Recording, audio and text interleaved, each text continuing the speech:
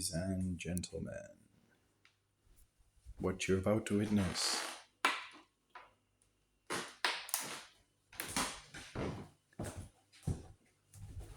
is a feat of modern engineering.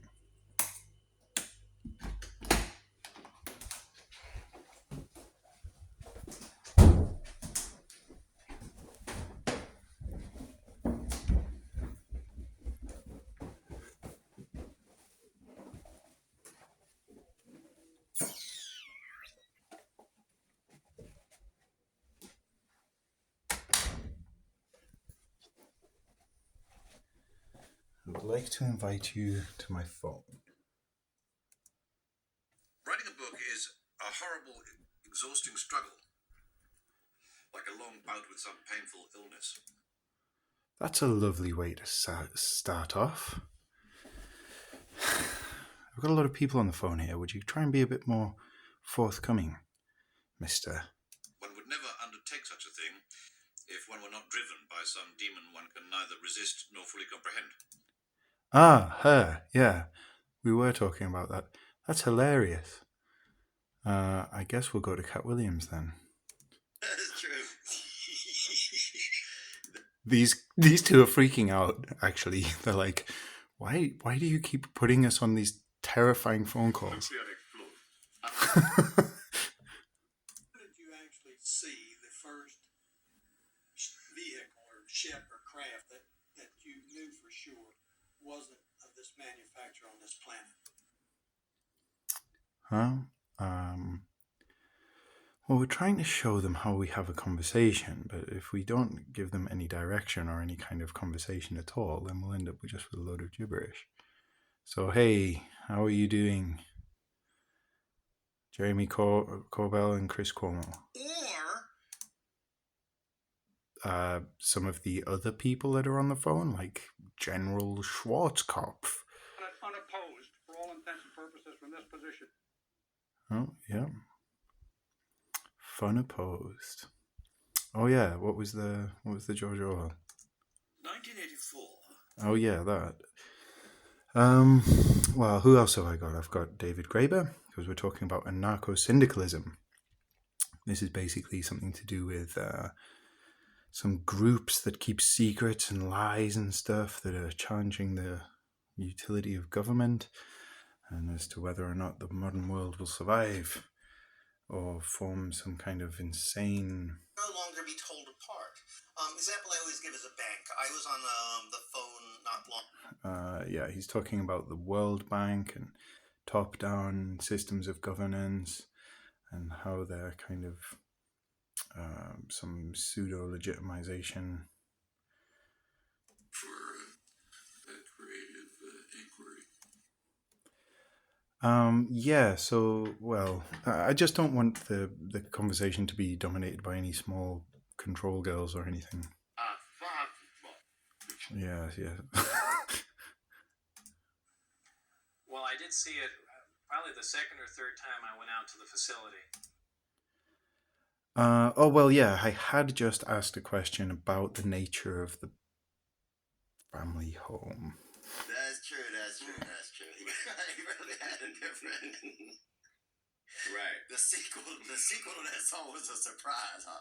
We'll just say like that, man. The sequel... Oh, yeah, because they've been keeping secrets and stuff. Well, we were also designing some of the phone. So some of the secrets, it's like, oh, they're keeping secrets. And it's like, no, they're just parts of the phone that you haven't yet designed. Now, it appears that the order called for the planes to attack their targets inside Russia. That's part of the general sneak attack. Yeah, well, I don't much like generals or sneak attacks, but there you go. I would remind you that the war is continuing to go on. Even as we speak right now, there's fighting going on out there. Even as we speak right now, there are incredible acts of bravery going on this afternoon. Yeah, I mean, I should give a shout out and thanks to everybody involved in the efforts for containing the Iranian situation. I'm very happy to have a bit of respite in order to call some of my friends and to have this kind of discussion. But yeah, I mean, it's. I just had to grab my phone because the conversation got out of hand essentially, and I don't really want to televise things that are privacy leaks. So really, if it's about her, then yeah, so. And also in terms of like designing phones and stuff, it's not the best audience facing thing, but like just to explain what we're up to. A Truth and Reconciliation Commission, information for my sake or information for the public's sake, two very different situations. So. And at that time, I wasn't convinced. Oh, right, because we have to like tell them. Well, I think, yeah, okay. Change the venom. What? Change the weather? Change the venom? What are you saying? Much greater energy are involved in thunderstorms and in cyclones and The weather? Oh, he's talking about the fighting with Joe. Yeah, that was pretty bad. Oh, actually, that was really bad. it was a surprise. Good time. Yeah, I mean, it's sad because, well, it's okay because we're here. We're here. So, yeah, I wanted to hear from Jeremy because, he's been there through the whole thing as well. We're wrong, and there's nothing to know. What do you do with that? Yeah, I mean, so we're not wrong. This has been an institutionalized secret. There's been a legacy architecture that has protected the UFO truth from the American public. We all have high hopes. Whenever there's a change of the guard, we all have high hopes, and that's good. I think we should have optimism in America. I think we should fight for, transparency and truth. That's the foundation of what we're about. I think in America. Yeah, so the question was so as regards to like secrecy and stuff, that there's kind of various different levels of clearance, and there's kind of allusions to secrecy, but the compartmentalization of information for the sake of time travel is not necessarily a secret affair at all, and we're more or less dealing with like nepotistic mafias and stuff, and that was why there was a conversation about anarchism, and we were talking to the anarcho-communists from before the war because they might have something to say about that. With its stalked police, Room 101 and Big Brother, it has given us a language with which we can defy oppression. What demon drove you to... What demon drove you? Like, I wish you wouldn't talk about it like that. Bring him up, 1984.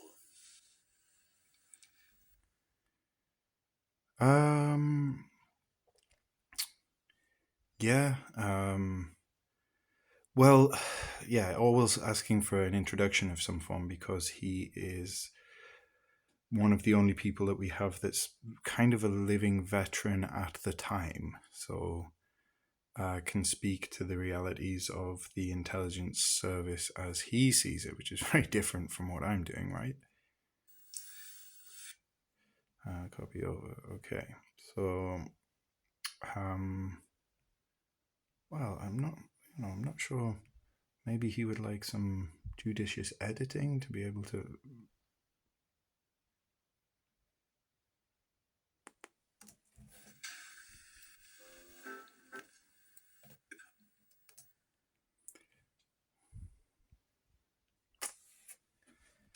Keep up.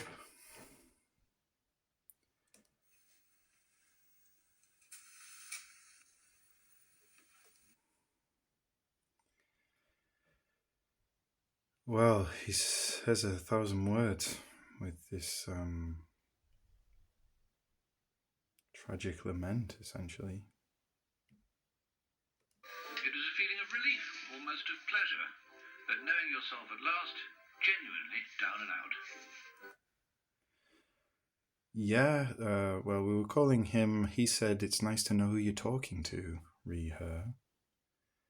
And I think the Americans were saying that they would actually quite benefit from it not all being a fucking load of deception. In the red working class. For an old Etonian like yourself, that is a political act.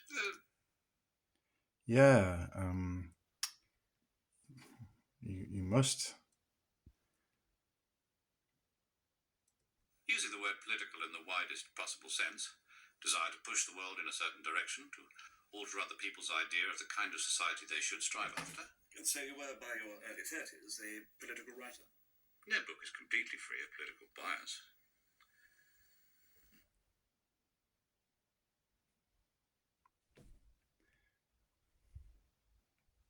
Well, I like his accent.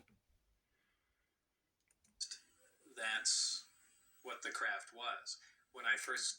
Yeah, so the British War Office, as if we compare it to the American War Office. And in cold front, then nuclear explosion could possibly first. I'm not sure if everyone is following. I might throw this over to somebody that might be able to give us a bit more of a grasp as to what it is that's happening here. Pursuing interests that are aroused by material that's presented and you want to pursue. It's very abstract. Either on your own or in cooperation with others. Well,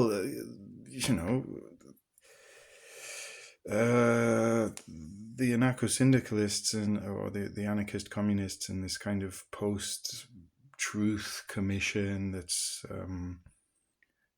the horribleness of the war, the implications of these control authorities on modernity, or the secrets that are necessary or unnecessary that serve national strategic advances or that are just part of the mechanisms of time, I suppose.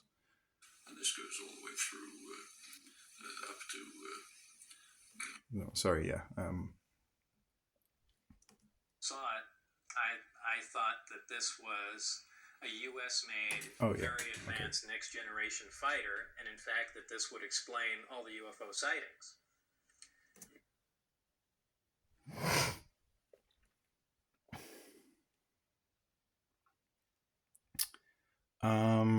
And I'm just really reluctant about her. So.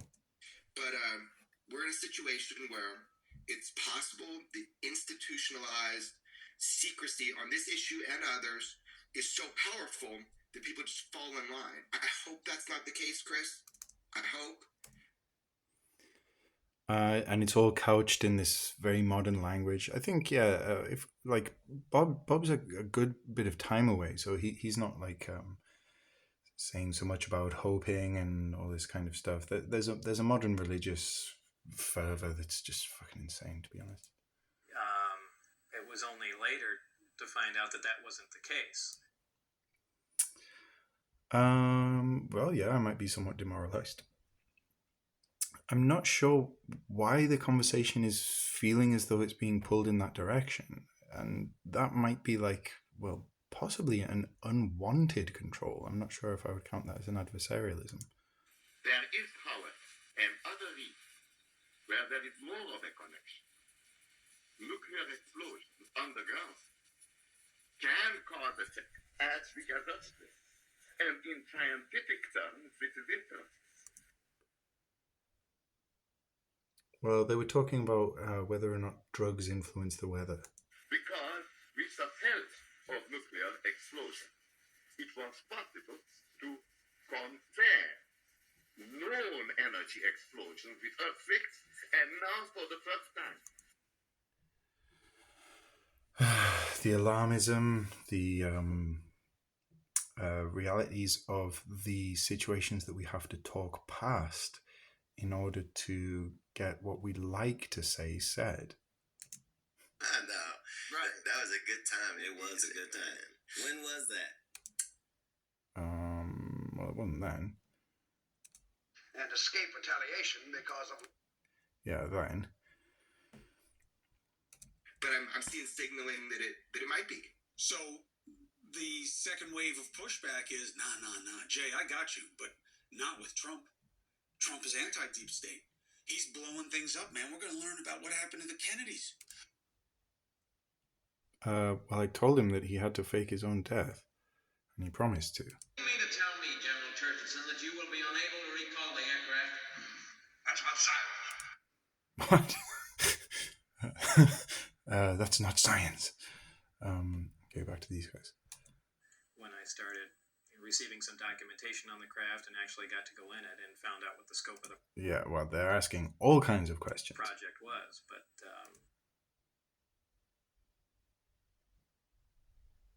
but we'd rather have a discussion that wasn't so hysterical. I had seen it earlier on. Okay. Well, I was kind of saying something about the well. Let's hear from the audience then. 200,000 troops, maybe, that were there. You've got 50,000 prisoners. Troops, prisoners. Not being alarmist. Much? Anyone? Possibly?